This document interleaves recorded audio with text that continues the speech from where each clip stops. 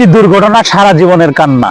একটি দুর্ঘটনা পুরো ফ্যামিলি, পুরো পরিবার, পুরো বংশকে নির্বংশ হয়ে যায়। এই দুর্ঘটনার কবল থেকে বাঁচতে হলে আমরা যে পথে যাতায়াত করব, আমরা যদি নৌপথে যাতায়াত করি, নৌপথে আমাদের কিন্তু এক্সট্রা কিছু সাঁতার শিখে রাখতে হবে, লাইফ জ্যাকেট পরে থাকতে হবে। এবং আমরা যদি দেখা যায় বাসে যাতায়াত করি, সেখানকার কিছু আমাদের অভিজ্ঞতা, এক্সপিরিয়েন্স আমাদের রাখতে হবে। মোটরসাইকেল ড্রাইভিং করতে হলে দেখা যায় যে আমাদের সেখানে কিছু গাড়ি ভালোভাবে কিভাবে চালাইতে হবে বা কিভাবে এখানে বাঁচা যায়, সেফটি লাইট পরতে হবে, হেলমেট পরতে হবে। এইসব বিষয়গুলো কিন্তু আমাদের সচেতন হতে হবে আগে থেকেই। বিপদ কিন্তু দেখা যায় যে বলে কয়ে আসে না। আপনি যে অবস্থায় থাকেন না কেন, হঠাৎ করে একটা বিপদ হয়ে গেল আপনার, তখন ওই মুহূর্তে কিন্তু আপনার মাথায় কাজ করবে না।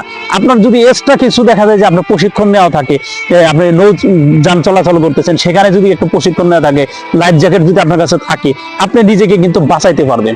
নয়তো বা কিন্তু আপনি নিজেও মরবেন, বাকি লোকজনও কিন্তু আপনি বাঁচাইতে পারবেন না। সেখানে দেখা যায় করার কোনো কিছুই থাকে না। এগুলো বিপদের মানুষের বলে কয়ে আসে না। বিপদ হওয়ার আগেই আমাদের প্রস্তুতি নিয়ে রাখতে হবে, সেরকম মেন্টালিটি আমাদের থাকতে হবে। তাহলেই দেখা যায় যে মানুষকে আমরা সহযোগিতা করতে পারবো, মানুষের বিপদ থেকে আমরা দেখা যায় যে মোকাবেলা করতে পারবো, বিপদগুলোর থেকে কিন্তু আমরা পরিত্রাণ পাবো। এটাই কিন্তু আসলে মেন উদ্দেশ্য।